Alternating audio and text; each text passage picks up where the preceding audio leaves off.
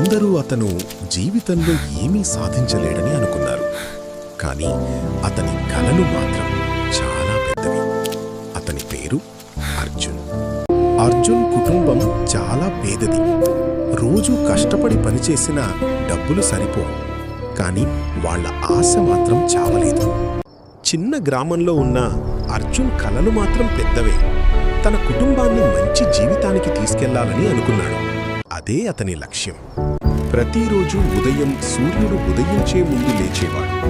Cycle మీద వార్తాపత్రికలు పంచేవాడు, కుటుంబానికి సహాయం చేయడం కోసం. స్కూల్ అయిపోయాక టీ దుకాణంలో పనిచేసేవాడు. అలసిపోయినా ఎప్పుడూ ఫిర్యాదు చేయలేదు.